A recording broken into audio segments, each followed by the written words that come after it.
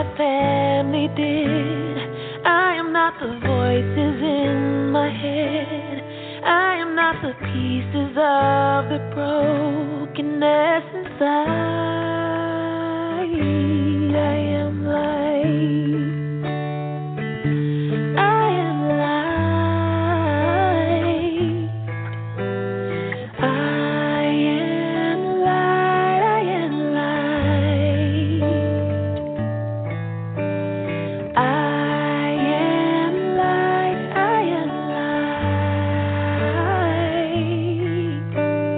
I am light. I am light. I'm not the mistakes that I have made or any of the things that cause me pain. I am not the pieces of the dream I left behind. I am light. I am light. I am light.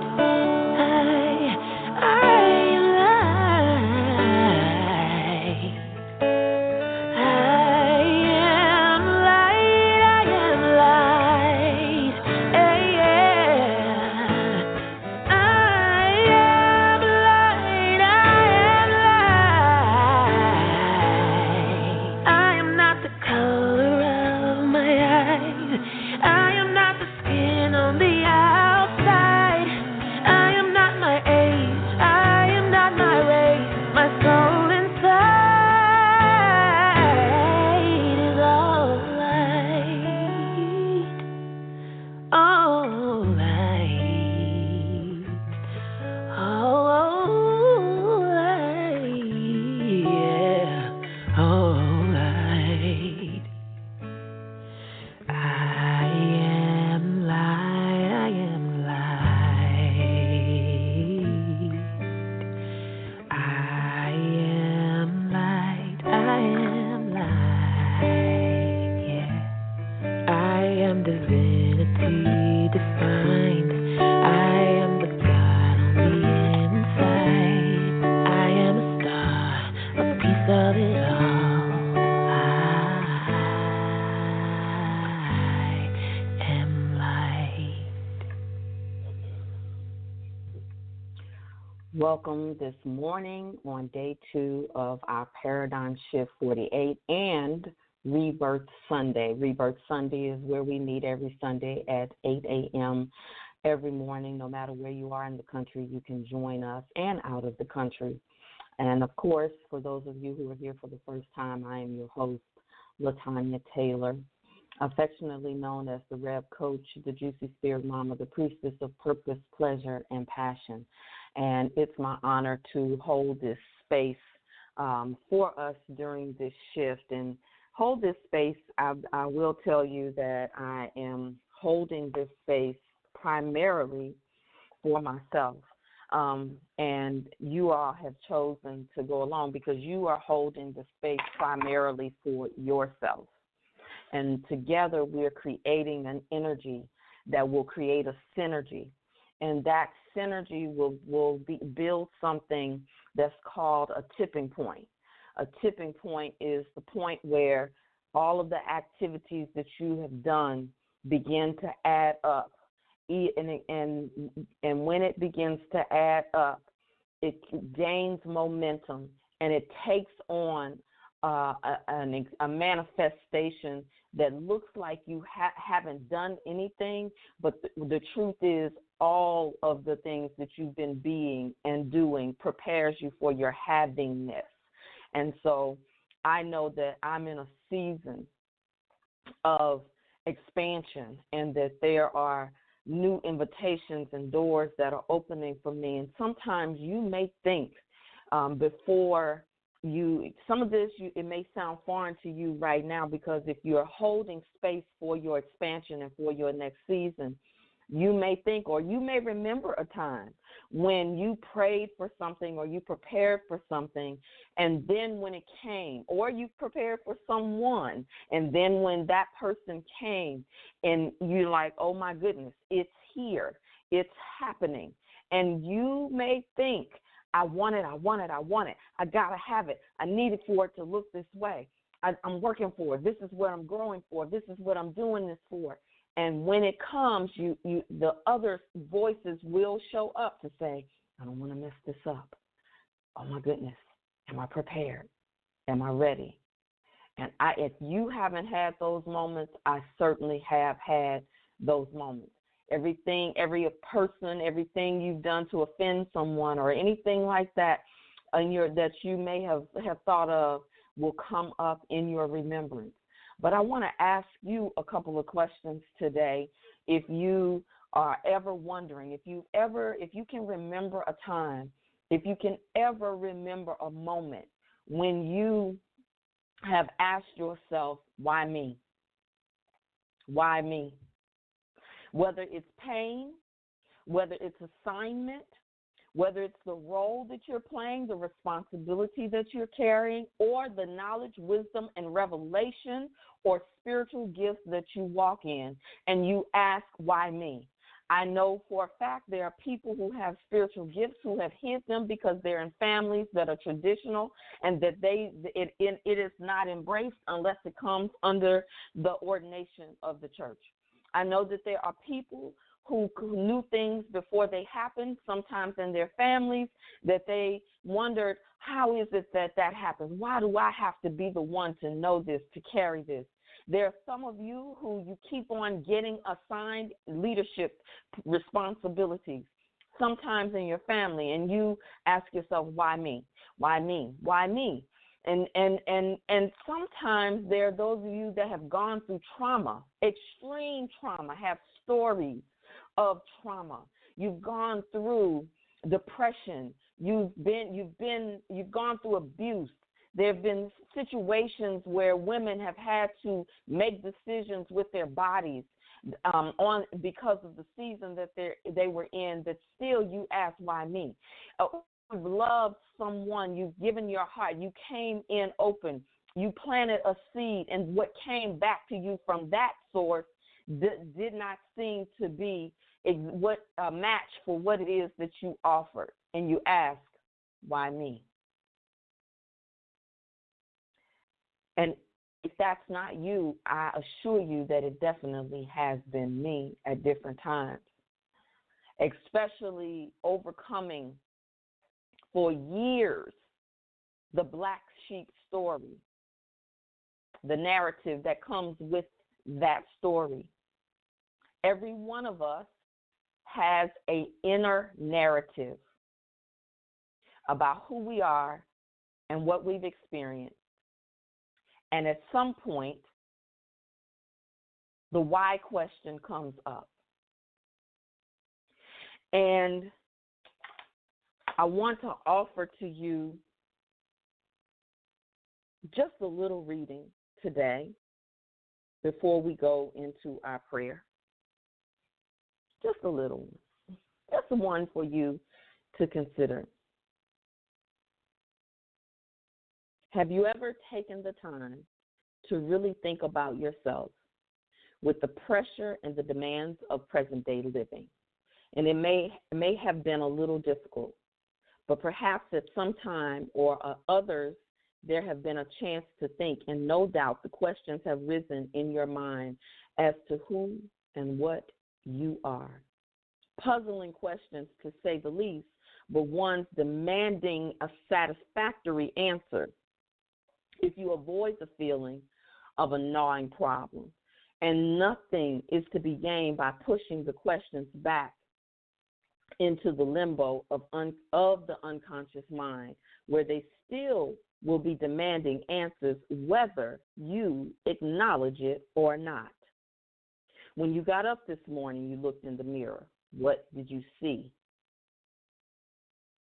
Did you see something that you just had to get dressed, prepared for presentation?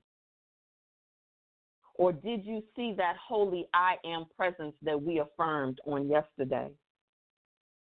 Very likely it was not too pleasant a sight that you saw, but nevertheless, there you were, and what you thought you were. Eyes, ears, nose, mouth, hair. Was that you?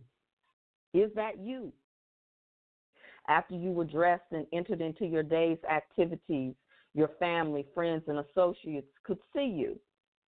Was what they saw you? What they saw and recognized was what they knew to be you, but was it really you?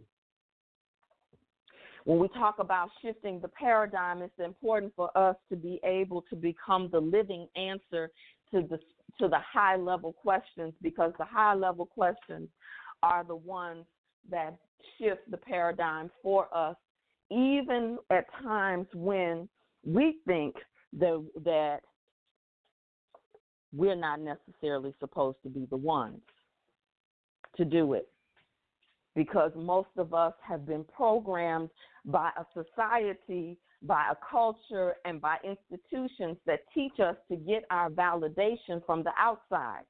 Yes, your parents do groom you, but if your parents groomed you for their validation, or for an external God's validation, or the validation for a degree or a grade, oftentimes you can be a high-performing, high-achieving woman, man, or child, and still on the inside your significance is a question.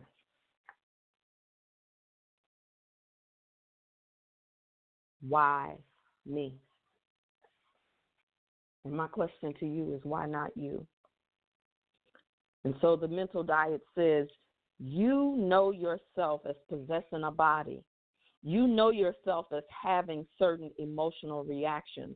You know yourself as thinking a certain way. But the real you, which has a body, which has feelings, which thinks, what is it?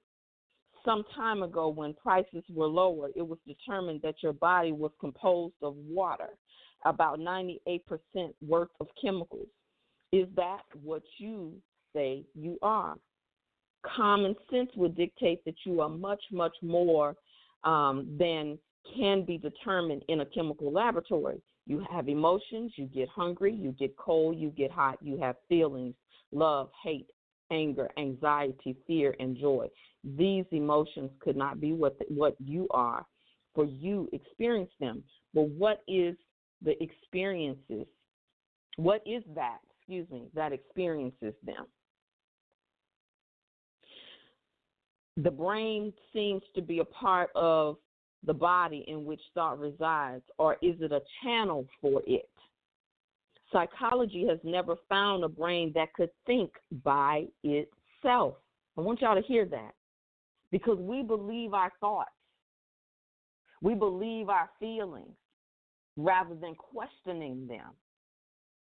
And when we get ready to shift the paradigm, we have to question everything if we want to shift everything, because there are parts of us that can no longer be the same. And sometimes when you are questioning, the answers come because you were willing to ask the right question. And oftentimes the answer lives in the same room as the question. It is important for us to understand that we are spiritual beings having a human experience, and that's not just a quote. And each one of us has an assignment. And so why not you?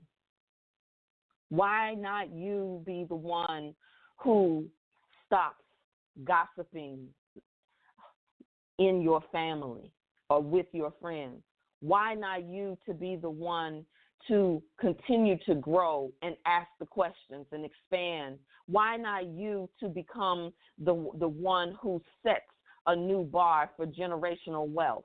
Why not you to be the one to heal from rape, incest, or molestation in a way that you enjoy sex and relationships? Why not you to be the one to no longer study war with men or with women? Why not you to be the one to open your heart when so many women in your family before you may have closed their heart? Why not you to be the man to show up in the world, willing to show what the divine masculine looks like instead of the toxic patriarchal masculine? Why not you to be the one to say, no, I'm not going to that session, that service anymore because that no longer serves me? Why not you to be the one to say, I'm no longer being loyal to this? Why not you? And the answers the real answers are the things that keep us stuck or give us our wings to fly. I have asked why me sometimes in all of these scenarios or some of these scenarios. Very often I tell the story of the time that I was studying, when I first began studying with Iyanla, maybe the first year of my studies, and I say studied lightly because I did a lot of apprentice work with her before I even took on a course, actually before she ever had an institute. I would fly in to volunteer because I'll show you the full circle moment of what I'm saying in just a moment, but I would fly in to take one weekend workshop. I would fly in to be in the energy because I knew that this was where I felt that this was more of the answers to why me. I didn't know at the time that I was stepping into my own assignment. And see, the thing is, when you have elders around you, and elders not necessarily meaning old people, but when you have people that are a wisdom counsel who have lived or gone through experiences or have a call or anointing similar to yours, or they have the oil that helps you to step into yours. See, we forget, so because we send people off to school, we send them off to church, and then there's a curriculum there, and then we measure ourselves by their measurement. But what about your DNA, your genetics, your spiritual DNA, and your spiritual genetics? And so I remember by this time she created the institute, and I was in the very first class, and there were priestesses in the room, and they were studying just like me, coaching modalities, and every now and then the spirit would get really, really high because we used all kinds of modalities. And I remember one of the priestess taking on, channeling one of her spirit entities, and that entity came to me and said, "You have to go directly to God. That's why you didn't, or you feel you didn't get it from your mother, your father, and from this one and that one. Because you are the one that has to go direct all the time." And I didn't like that answer, even though a part of me had been searching for answers. Why me? You know, why did my daddy leave? Why did my daddy act like this? Why does my mama say the things that she say? Why do they treat us like this in our family? Why? And I don't know if you know this, but in psychology, and this is important for you to know, children who have unanswered questions by the authority that governs them or that's assigned to them live with those, and they fill those answers, those blanks, with their own answers, even if the answers are incorrect, or if it's their imagination, or if it's some other person who has the wrong information. And sometimes we are still adults operating on the fill in the blank question that it is not appropriate, it's not the correct one. But even when the correct answer comes, so to speak, it doesn't mean that you will always accept it. And when you find yourself in a cycle or a recycle of certain energies. I don't care if it's your diet, your relationship with food, if it's your relationship with men, your relationship with money, if it's your relationship with other women or other men, if you're a man with other men, if it's you're a woman with other women, if it's your relationship with work, and you find yourself repeating certain prayers, certain patterns, certain conversations, that's how you know you're in a loop. And when you talk about shifting the paradigm, something else is required of you.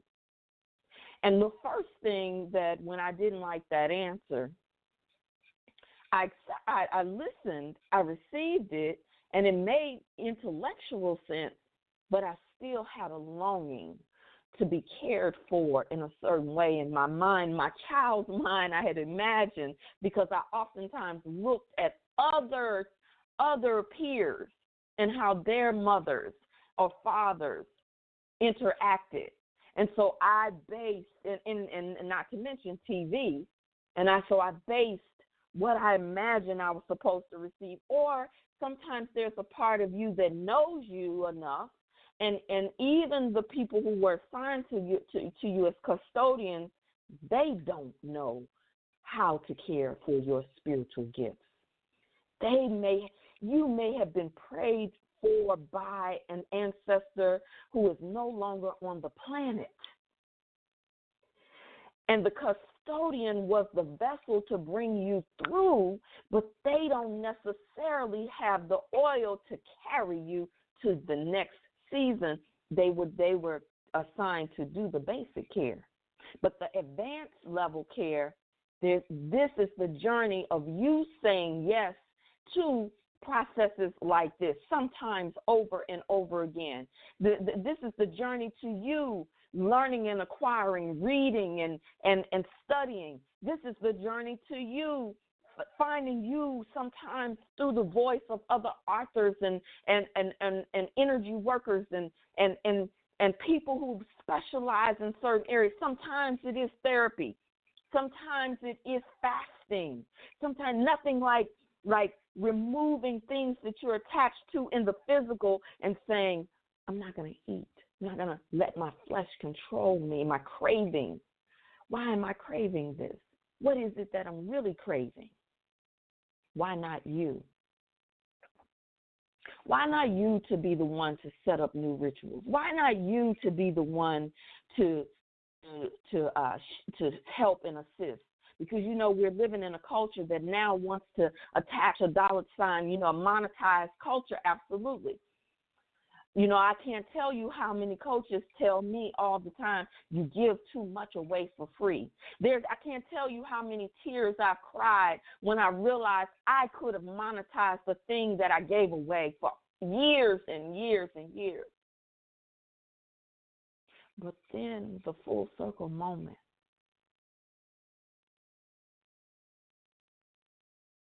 The full circle moment comes when where you plant your seed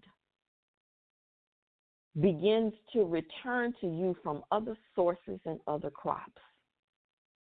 Because we get attached to the family we come from, to the place that we plant. And sometimes that is why we have the outer conversation of looking for the one. The one. We look for the one. We believe we have one set of parents. That's why I love the story of Superman. Because, he had his custodians on Earth, but he came from an entire cosmic galaxy that knew his blueprint, his superpowers. And I'm here today to tell you, and I said it 2 years ago in Rebirth Sunday, we spent an entire year studying the blueprint of the universal powers, the universal law that are our superpowers. Science says it this way. The important point is that man's spirit, certainly an inhabitant of his living material body, may without philosophical impropriety be regarded as similar in nature to a far greater spirit, in thus literally he may be said to live and move and have his being. Edmund Sincott. Religion says, from Corinthians, 1 Corinthians 3:16, know ye not that ye are the temple of God, and that the Spirit of God dwelleth in you.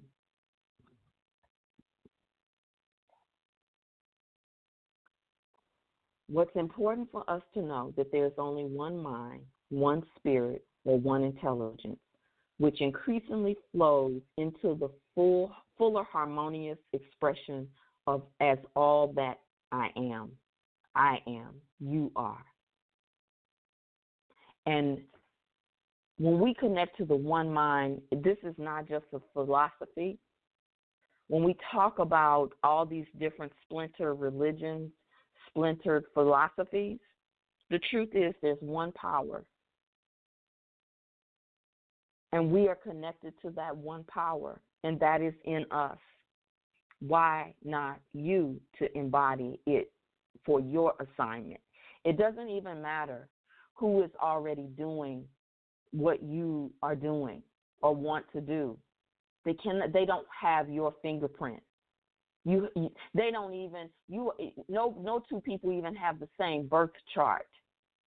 That's why when you see certain things, even about, you're a Cancer, you're a Gemini, you may understand some things, but the nuances of who you are, that's where your niche of living is. We want to look for our niche in business, but there's a niche in you.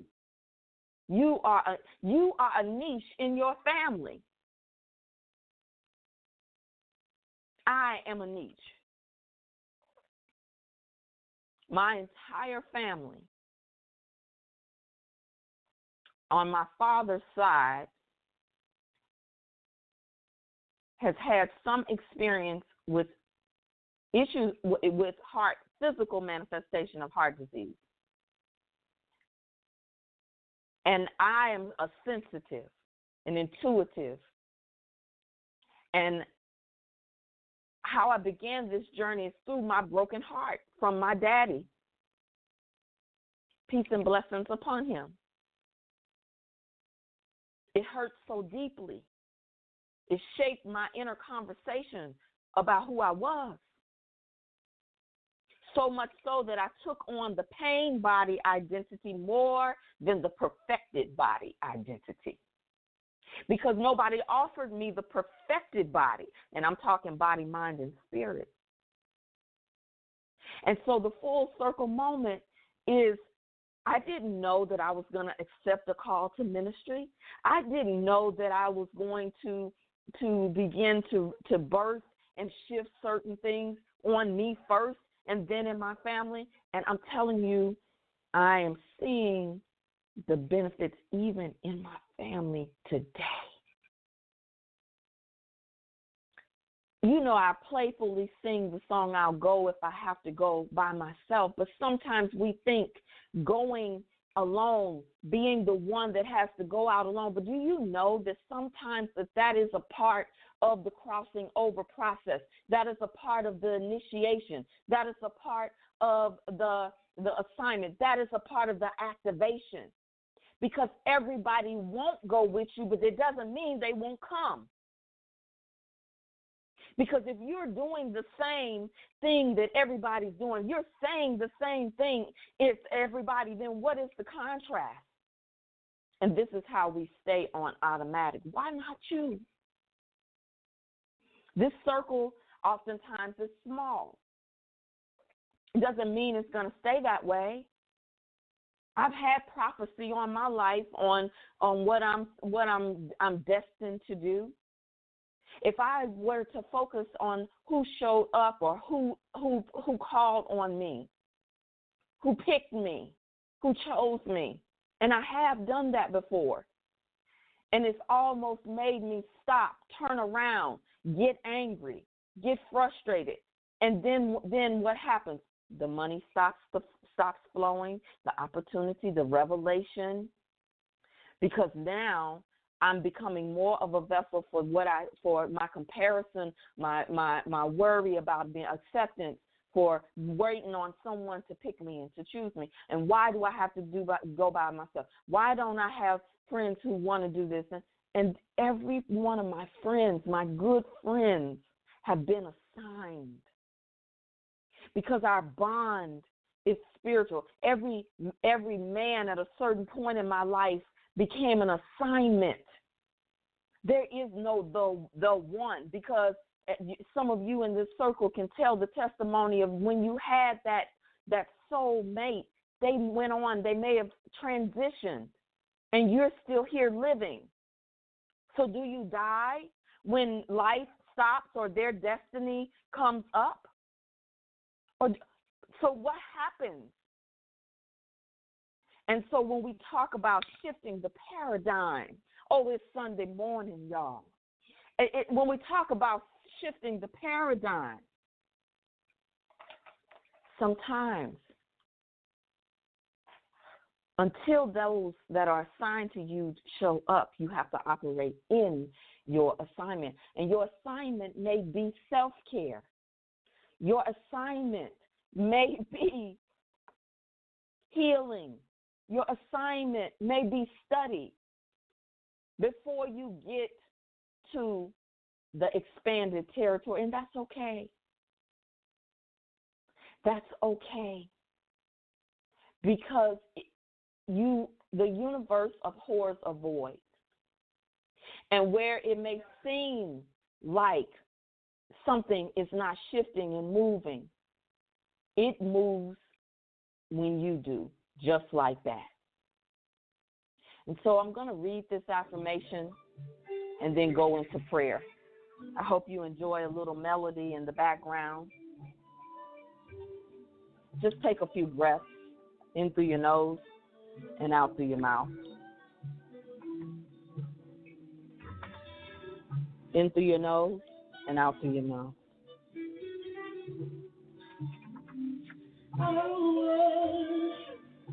Take a breath. Hold it, hold it, hold it, and then release it.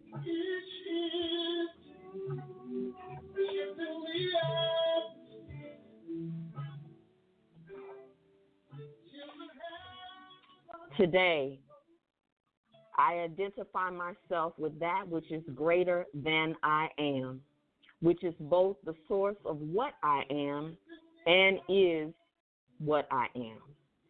The one infinite mind, intelligence, spirit, God, that created all things and is all things, is also in me as me. I know that my body is an expression of its infinite creativity, that my mind, my self-conscious ability to think, that which I know as my real self, is an individualization of the infinite mind of God as my mind. I now recognize the real me for all that it is, an expression and conscious activity of the mind of God, infinite consciousness. I am that which it is. It is that which I am. Each day I become increasingly aware that God is what I am. I affirm the reality of that power greater than I am, and I do so with complete faith, belief, conviction in it, and identify myself with it. I accept and permit it to flow into the ever fuller expression as what I am, the one mind, one life, God, with infinite power and creativity for good in all things today, feels, finds, and releases an unhindered channel for increased expression as me.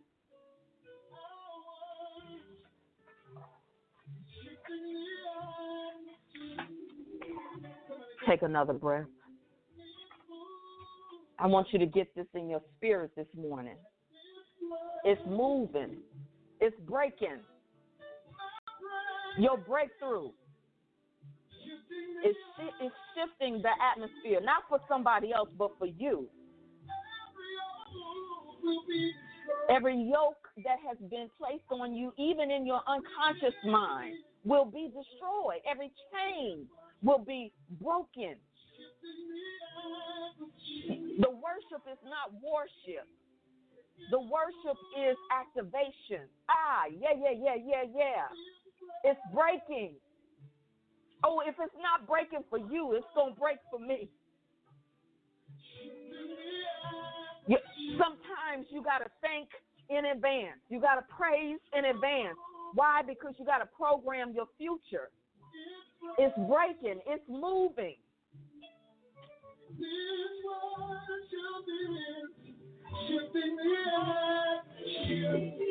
I'm just talking to the atmosphere shifter. See, you've been waiting for somebody to come in the room and shift the atmosphere for you. You've been waiting for somebody to choose you to be your boo.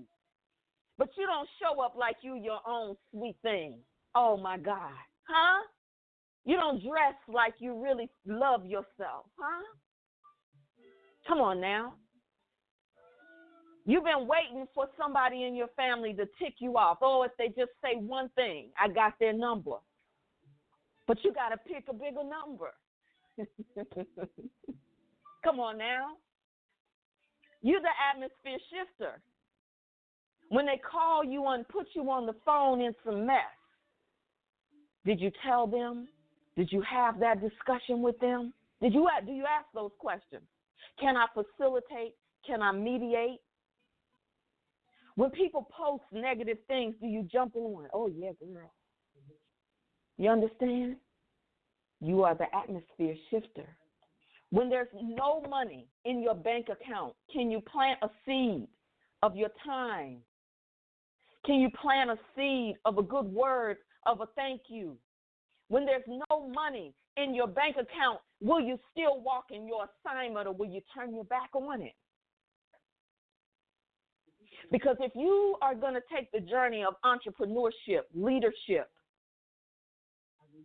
there are going to be times when it looks like nobody's listening. It's going to be times. What do you do when nobody's looking?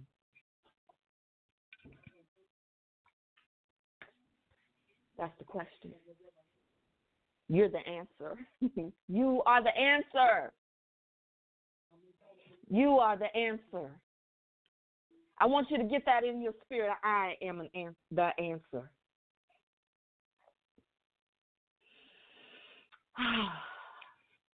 And now in our tradition for Sunday, we won't do this for the paradigm shift daily, but for Sundays we will always do this, and that is to prepare our space, honoring those who have come before us. Oh, they're present right here, because I know I called them forth, and I call them forth right now. Place your hand right on your womb, sisters. Brothers, place it on your seat of power. And know that through this portal, you came through someone else's portal. You were inside of somebody. And those are our ancestors.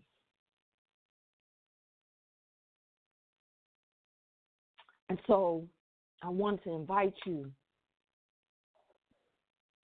to call them forth. I want to invite you. I want you to speak their names. And I'm going to go on and take it off mute, because I know we like to feel each other's energy in this space, so that we can hear and feel that we know that there's those who are participating in this process. Just speak the names. Josephine Ashe. Nina Simone, Ada Hill, Josie B. Taylor, Maya Angelou, Ashe, Sammy Della Davis, Ashe, Priscilla Noble Nash, Ashe, Bertha Pond, Ashe, Alice McGraven, Hunt Lake, Ashe, Ashe, Nell Eva Pope, Ashe, Ashe, Ashe, Emma Caroline, Ashe, Gertrude Easter, Ashe, Ashe, and you can keep on speaking them until you're delighted. And I'm going to just begin the prayer because we know that they are here, walking with us, talking with us, whispering. They may not be able to send you money, but sometimes they can send you direction to the money. They may not be able to heal you, but they can tell you where they were hurting so that you can make a new choice. They may not be able to answer you the way all of your questions, but they can provide some arrows to where the answers are. Oh, yeah. Oh, yeah. Yes, yes. Oh, yeah. Oh, yeah. Oh, yeah. So just take a breath in through your nose and out through your mouth and receive this affirmative prayer. You may hear this. You've often heard me pray this prayer, and I want you to get this in your body, in your spirit, in your mind, in your soul. There is a universal power seeking an outlet through me. The instrument of this power is my mind. Today, I believe in the power. I believe the power is right where I am. I believe it's where I stand. I believe it's where I lay. I believe it's where I speak. I believe it's who I speak to. I see God in other people even as I move and have my being. I understand that this is a power for good. No matter what's happening on the earth, that I look for the good. I look for the opportunities to celebrate the good that is all around me, and more good finds me. No matter what the news says, no matter what the phone call says, no matter what the text message says, I am a vehicle and a vessel for good. I'm a magnet for good.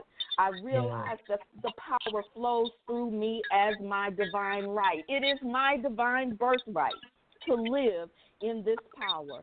Today, I accept the presence of this power in me, as me, and through me. I accept the presence of this power as the holy I am consciousness having and moving through me right now. Even every little shift matters.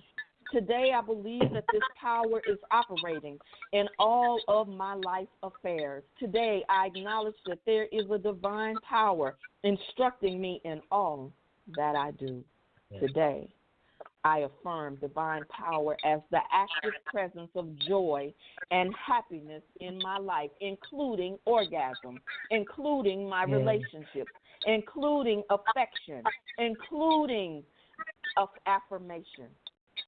Today, I deliberately turn from everything that is confusing and denies the reality of God's power in, as, and through me. Today, I know that every atom, every cell, every tissue, every organ in my body is brought into divine health and harmony.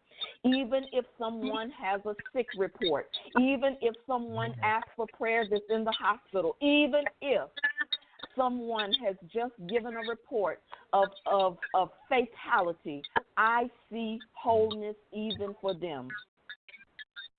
Today, I know every shadow of doubt, worry, and fear is dispelled, and I am quickened with the power of the living Spirit in me. Today, I am graced with the presence of Spirit. Today, I'm blessed with the love of Spirit. Today, I am strong in the glory of Spirit. Today, I know that I am the power and the glory through which Spirit is working. Today, I affirm that the living Spirit within me now breathes newness into my being. Being, not doing. Being, not doing. Being, not doing. Today, I begin with my beingness. Today, in this 48-day process, I program my beingness so that my doingness will follow all that I say that it be. I am filled with good. I'm filled with light. I'm filled with faith. I'm filled with the truth of my being, which is enduring, dynamic, and divine. Today, I lift up my thanks and praise. Thank you, Spirit. Thank you, Spirit. Come on now, join me in. Join in with me. Thank you, Spirit. Thank you, Spirit. Thank you, Spirit. Thank you, Spirit. Come on now, join in. Because sometimes you got to say it out loud even when you don't believe it. Thank you, Spirit. Thank you, Spirit. Thank you in advance for the things that I am shifting. Thank you in advance for the new paradigm that I'm walking into. Thank you, thank you, thank you. It's already mine. It's already done. Thank you. Thank you. It's already done. It is so. I let it be so. Let it be. And so it is. And so it is. And so now that the words that I have spoken, I know that they will not return to me void. They will accomplish that which I have sent them forth to do for myself and on behalf of those who have said yes to this day, to this process, to this moment. And I know that it will return to me pressed down, shaken up, and running over better than I ever could have imagined, better than I could have had even in my wildest dreams. I thank you for the better than. Thank you. Thank you. Thank you. Thank you. And so for this and so much more, we say, Ashe. It is done. Ashe. It is done. Amen.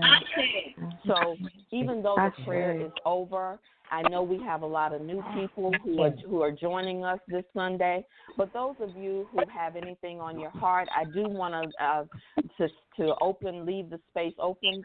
Thank you for joining. For those of you who have to leave or are in the call now, but those of you who are in this space and have something on your heart, have you seen a shift already? I have seen a shift already, and I'm excited about it. Anyone wants to just go on and jump right on in and share? Everyone is off mute. Happy Sunday. Happy Sunday, beloved. Yeah. I just want to say I see the shift in my family. Yesterday, we went to an event, and I had all my grandkids and my daughter there, and it was for the fatherless, and it was so beautiful. She opened doors, and my grandson wrote letters. This was the most beautiful event I've seen, where they separated us in different areas as to our siblings, our marriages, and it was just beautiful. And I'm just thankful and grateful. Thank you. Thank you. All right. Anyone else? I want to, is Minister Dana on the call? Yes, ma'am. I know you have had an eventful week with your son graduating, but your testimony, you don't have to give all the details of it, but I just want to open the space for you to be able to plant a seed in some mother who's trying to control everything. I just want you to plant a seed in some sister who thinks that she has to worry that she can't make a move because of somebody planting fear in her, threatening her. Come on now, you know where I'm going with this, don't you? So I'm going to let you co-minister that thing. If you just share a little bit, encourage somebody in this space. Thank you. So just in the form of a praise report, I've been holding a vision to move, to relocate. And part of the process in doing so is, I had to go through a custody, they called it a status hearing. And basically, when I had informed my former spouse that I needed to relocate, he flipped off and was ready to run to the courts and take custody of my daughter. But, when you hold the vision, when you remain faithful, when you continue to act in faith, when you continue to move in faith, God has a way, the universe has a way, God has a way to move things in your favor. And, there were moments of concern or worry, but when you remain faithful. So I continue to pack no matter what. When things seemed like they were going to go sideways, I would pack a box. That was my act of faith. That was my movement. When things look like, when a seed of doubt was planted, I packed. I moved, I danced, I did whatever I needed to do to hold my vision. This week, I went to the hearing. I was awarded I was awarded custody still of my daughter. I planted the seed of how I thought things should go, once the move happened, how I thought visitation should go. And the judge even implemented the things that I suggested. So things worked out in my favor.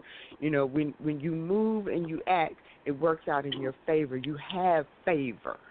Okay? When you think things are going to go sideways, as long as you act in faith, it will work out in your favor, because you have God's favor no matter what. No matter what, you have God's favor. So I was awarded the custody. Then yesterday my son graduated. Then, my family came up. We had a great time and just rejoiced and ate and laughed. And so it's just been a phenomenal week of movement. But no matter what, don't get stuck. That's the main point. Don't get stuck.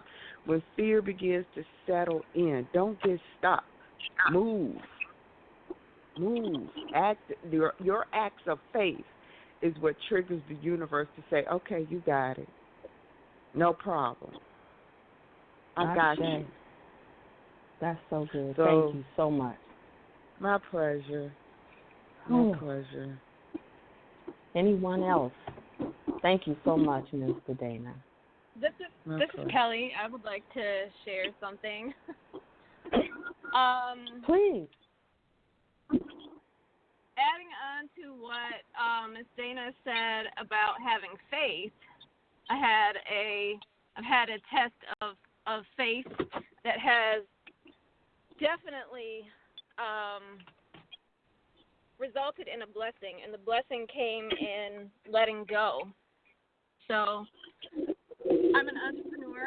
I'm a yoga teacher, an energy healer, and I have had a contractor who has not been integrous in paying me consistently, and it has weighed on my spirit, because I develop programs wherever I go, and I develop relationships wherever I go. So I have been attached to the relationships, and I had to put the relationship with myself first.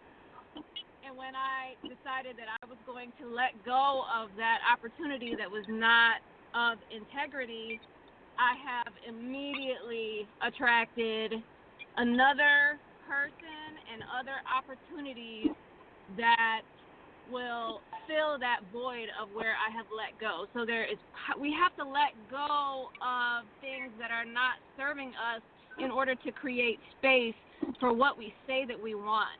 So I'm grateful for the space, and I'm grateful that I have the wisdom to recognize that I had to let go before I could have space to bring to me what I said that I wanted. That's good right there. Thank you. Thank you. Thank you so much. All right, beloveds. If there's anyone spilling over, if not, I'm going to just say thank you for joining us this Sunday. And believe me, we're going to continue to increase momentum. Remember to share and invite others to join this process, because it's good sometimes to have a buddy when you're doing something, so that and of course you can also do it alone, but we can become your buddies. But it's great to be able to share this with someone. If anyone else spilling over, if not, I love you, and there's nothing you can do about it. I will see you. I will feel you on tomorrow morning at 7 a.m. Love you. Thank you. Thank you. All right. Have a good evening. I love you, and I'll see you on the other side. Ciao, everyone. Happy Sunday. Ciao. Happy Sunday.